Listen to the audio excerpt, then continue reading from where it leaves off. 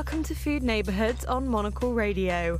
I'm Monica Lillis, and once again we're taking you to the places locals love for their food and drink.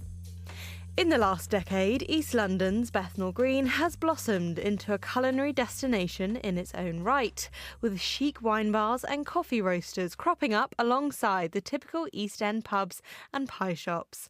Here, Monocle's Valentina Venelli takes us to her favourite places.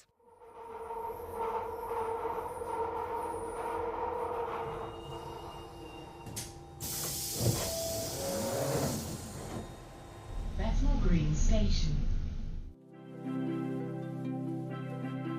Not long ago, Bethnal Green wasn't exactly the go-to for natural wines and Spanish tapas. You wouldn't spot trendy families in collar-matched outfits with accessory poodles.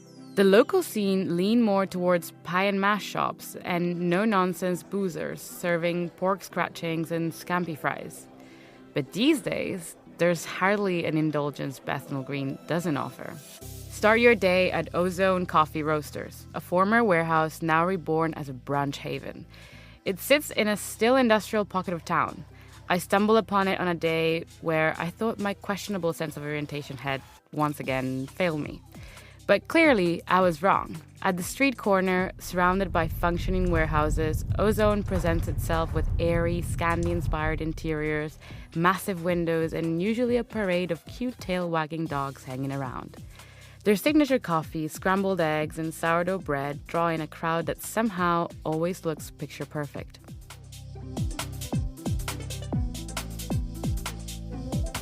If you're after something more low-key, there's Officina del Gusto. This tiny, family-run Italian deli is exactly what you need for a quick lunch before heading to sunbathe in Victoria Park.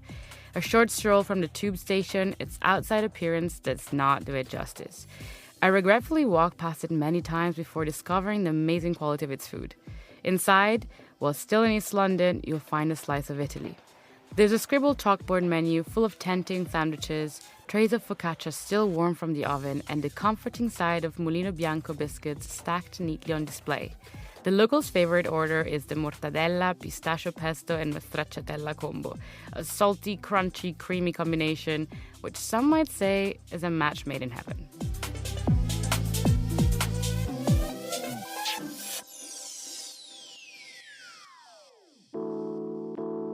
Of course, no East London story is complete without a pub, and for many of us, it's the Seabright Arms.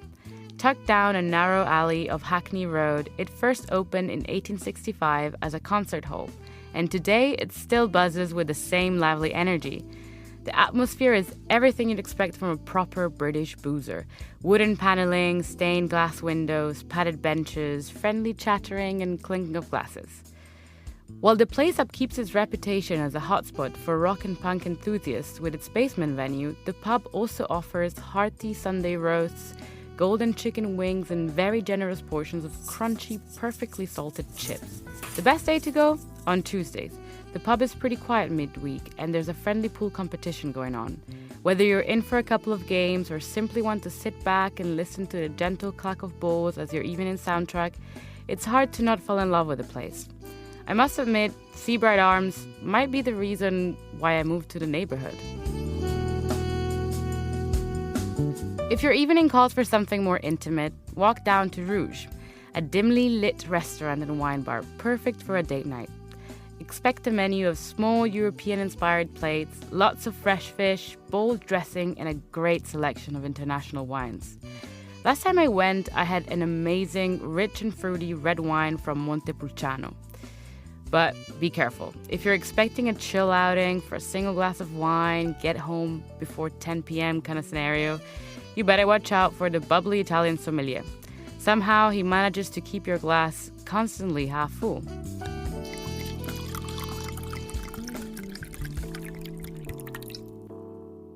Still not ready to call it a night? Satan's Whiskers beckons. From the outside, it's understated, almost secretive. A weather facade covered in old stickers, black shutters half cracked open, and a glowing red sign are all that hint at what lies within. It's quite mysterious, and whenever I walk by, it's busy. It feels like they don't really feel the need to invite you in. But trust me, you want to go in. Step inside, and you're in a different world. Cozy leather sofas, dim lighting, and an irresistibly odd collection of decor. And when I say odd, I mean an embalmed eagle pouring Jägermeister and a duck in a suit sipping a martini kind of odd. The cocktails, just as distinctive. Whether you're after a classic or something signature, the bartenders here know how to mix personality into every pour. For Monocle in London, I'm Valentina Venelli.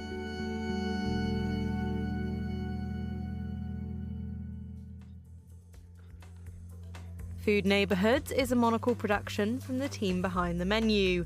This episode was written by Valentina Venelli and edited by Flynn Simons. For more food and drink stories, tune into the menu every Friday at 2000 London time.